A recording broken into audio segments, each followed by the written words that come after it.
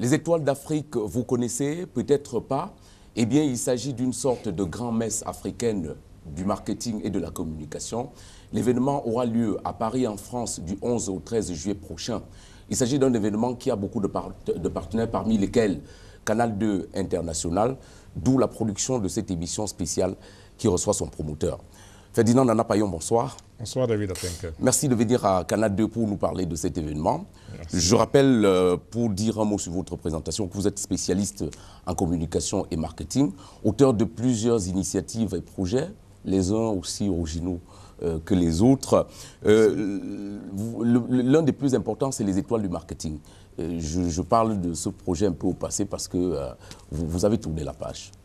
Oui, j'ai tourné la page. Et vous êtes dans le sillage des étoiles d'Afrique. Tout à fait. C'est quoi le concept? Le concept, c'est un prolongement justement des étoiles du marketing et de la communication qui, comme vous le savez, impliquait des jeunes étudiants en marketing et en communication. En fait, l'alibi, c'était de les mettre en valeur pour démontrer aux entreprises et au public que dans nos universités et grandes écoles, on forme des jeunes étudiants dans ces disciplines-là et qu'elles peuvent être très utiles aujourd'hui dans un contexte d'économie de marché, un contexte où la concurrence est féroce et où l'entreprise a besoin de se différencier, de faire une offre personnalisée, reconnaissable, quel que soit le lieu et l'heure.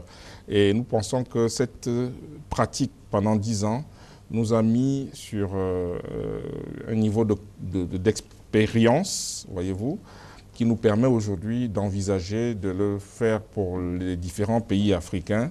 Et pour l'installer, nous avons choisi Paris, parce que Paris, c'est un petit peu le centre de l'Europe, mais aussi parce que nous avons un certain nombre de choses que nous partageons avec la France, au moins la langue.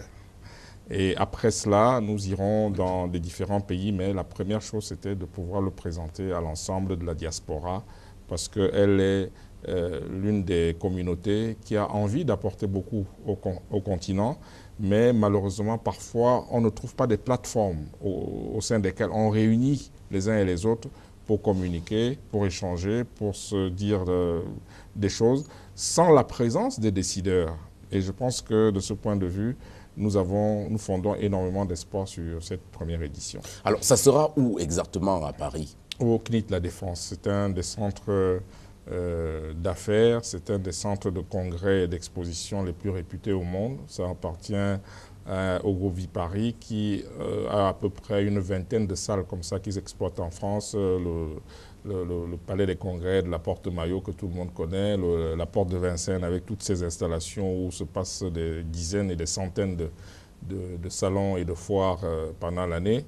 Et nous avons eu la chance que notre dossier soit validé, que notre projet soit accepté, beaucoup plus grâce à ce que nous avons présenté comme background de ce que nous avons fait, notamment le grand oral que nous organisions tous les ans dans le cadre des étoiles du marketing, qui consiste à mettre des chefs d'entreprise dans la posture des interviewés, c'est-à-dire qu'ils venaient passer un oral devant les étudiants, et je pense que ça c'est l'un des points qui ont séduit les responsables du CNIT. Donc ça sera une sorte de remake des étoiles du marketing, cette fois-là à l'international, au niveau continental. Pas seulement du marketing ou de la communication, mais le concept va ressembler un petit peu à ça. C'est-à-dire que les gens vont échanger, il y aura un gala, on va célébrer pour la première édition, pour montrer aux gens, comme on dit en publicité, la promesse de ce que nous faisons est sérieux.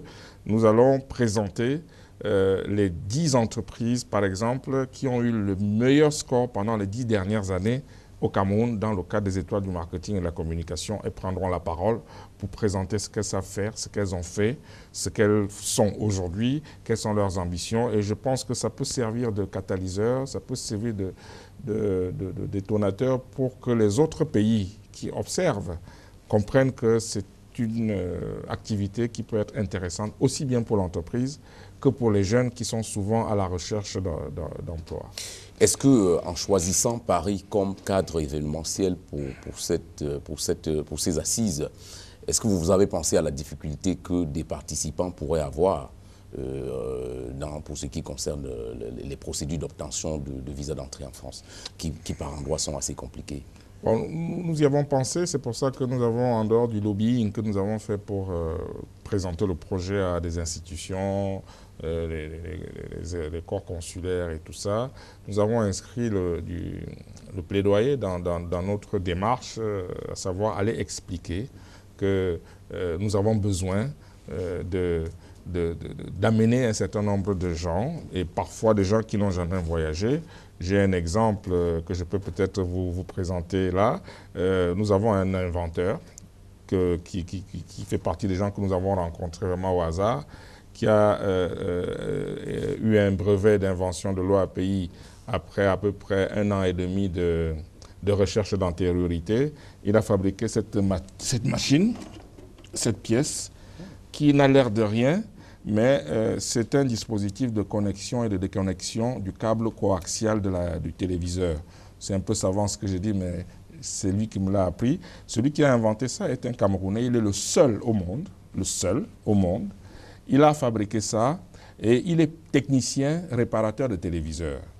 Et lorsque je l'ai rencontré, il m'a avoué que lorsqu'il pleuvait, lorsqu'il y avait des orages, il se frottait les mains parce qu'il était convaincu que le lendemain, il aurait 10 téléviseurs alignés devant son atelier. Et je pense qu'à un moment, il a eu mauvaise grâce et il s'est dit, mais pourquoi je ne comprendrais pas la raison pour laquelle les téléviseurs se grillent? Parce qu'on demande souvent, avant d'aller dormir, débrancher, retirer le câble, c'est fastidieux, c'est pas pratique. Alors qu'avec ça, lorsque vous branchez votre câble coaxial, c'est-à-dire le câble de l'antenne, sur cet appareil, dès que vous arrêtez l'énergie, c'est-à-dire que lorsque l'appareil ne détecte plus l'énergie, il se déconnecte physiquement. Et lorsque vous revenez le lendemain et branchez votre appareil téléviseur, eh bien, il se reconnecte physiquement. Alors, quand vous avez dans un pays comme le nôtre des inventeurs de cette nature, vous n'avez pas besoin d'être payé pour ça. Vous avez l'obligation, à tout le moins, d'essayer avant que ça ne marche pas. Et il y a pas mal de gens qui pourraient vous demander, mais quel lien avec le marketing? Ah ben, justement, c'est pour ça que je vous dis que notre expérience nous a permis d'apprendre que dans chaque individu, il y a un potentiel. Mais chaque individu a besoin d'un révélateur. Si je n'avais pas vu cette pièce, je ne serais pas en train d'en parler. Mais puisque je l'ai vue, et puisque Dieu a voulu que je le voie à ce moment-là où j'étais en train de préparer les étoiles d'Afrique, si je n'en parle pas, j'aurais failli. Mais le fait d'en parler peut sauver beaucoup de familles, parce qu'il y a des gens qui n'ont pas de téléviseur chez eux simplement parce que c'est grillé et parce qu'ils n'ont pas d'argent. Donc quand on lutte contre la pauvreté, il y a des choses qu'il faut faire. Quand on lutte pour la création d'emplois, on peut se dire que ce monsieur peut créer des milliers d'emplois à travers le monde et on ne se souviendra pas de son nom, mais on se souviendra que voilà un Camerounais. Et dans le cadre des étoiles d'Afrique, s'il présente ça dans le cadre d'un grand oral, il y aura devant des ingénieurs, des techniciens, des investisseurs, des gens de la diaspora qui cherchent des solutions pour rentrer, pas forcément physiquement, mais comment est-ce que je peux investir dans mon pays? Est-ce qu'il y a des belles affaires dans lesquelles je peux investir pour le développement, pour faire du business, pour gagner de l'argent? Donc ça, c'est l'un des exemples que je me suis permis d'apporter comme ça. Je ne m'attendais pas à votre question, mais vous me servez donc de l'occasion pour lui faire ce clin d'œil. C'est Claubert Tchakounté, qui a eu un brevet de l'OAPI. Et puis je voudrais, pour finir là-dessus, dire aussi qu'il n'aurait pas eu ce brevet, parce que vous savez, ça coûte quand même assez cher de se faire délivrer un brevet à l'OAPI. Pour avoir ça, il fallait qu'il débourse à peu près 3 millions de francs, un peu plus. Mais je crois que, n'ayant que 40 000 francs, il s'est adressé au ministère de la Recherche, qui a financé, qui a subventionné. Et je pense que c'est aussi une bonne chose que les pouvoirs publics accompagnent ce genre de projet, parce que c'est important.